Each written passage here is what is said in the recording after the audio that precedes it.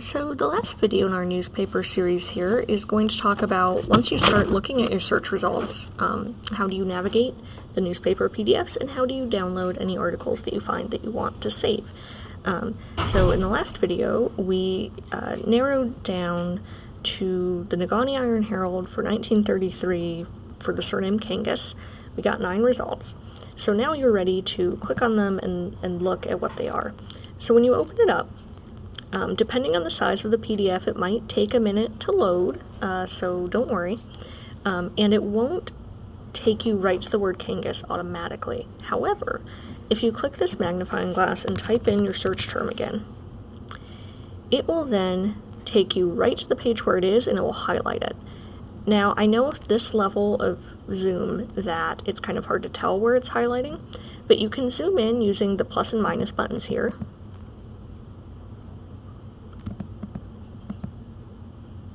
And then it will become a little more apparent. And you can keep zooming until you can read the text. And a few other things to know about navigating PDFs can be found in if you go to Help and Contact Us and then Getting Started, and then go down to this, where are we here? This Documents one. It will walk you through how you zoom in and out, how you move around the PDF, how you can,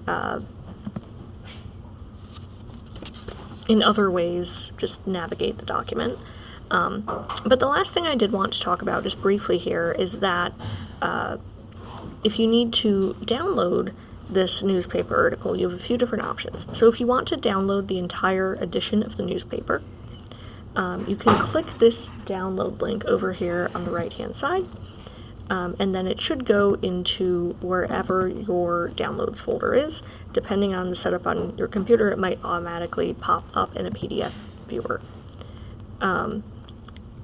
Your other options, so oftentimes people will only want to clip the one article that they're looking at for a research file, for their genealogy database, whatever.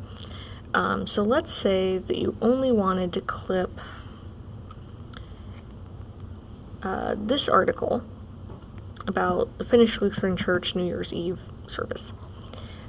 Most computers will give you an option to screenshot in some way. I can't tell you exactly what the system will be on your laptop because it's different keys for any laptop, but you should be able to look up how to screenshot on your computer. The computer that I'm working on is the Windows key plus the print screen key.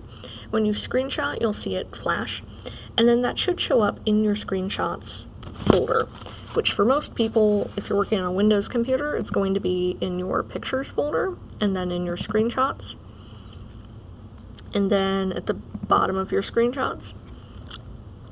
And then using some image editor on your computer, you could crop this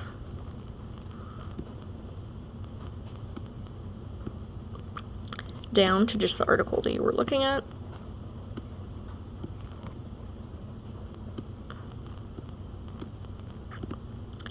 Save the image, and then you could rename it to indicate what newspaper you got it out of. So this came out of the Iron Herald. So you could just make a note for yourself that it's the Iron Herald from 1933, I think it was 12/29, so that you know where it came from. If you just want the text, then if you're in the text selection mode rather than the hand mode, you can highlight text. You have to be really zoomed in to only get that column. You can highlight that text, copy it, and then put it into the document software of your choice. I'm going to put it into Word to show you. You could use Google Docs or Notepad or whatever.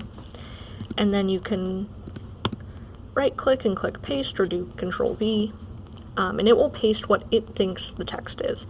Now, I will say if you're using this method, it's going to get a lot of things wrong, so you will need to go back in and manually edit that text. fix any formatting, any misspelled words, any words it couldn't figure out. And this gives you a sense of just how inaccurate that OCR, the full text, is. So again, just keep that in mind when you're searching, that you are searching this. Which is why I always stress to people that your search results don't contain every article that's relevant to your topic, because obviously if you were searching for this surname, it's not finding it. Okay, so that concludes this series on how to search newspapers in UPLINK.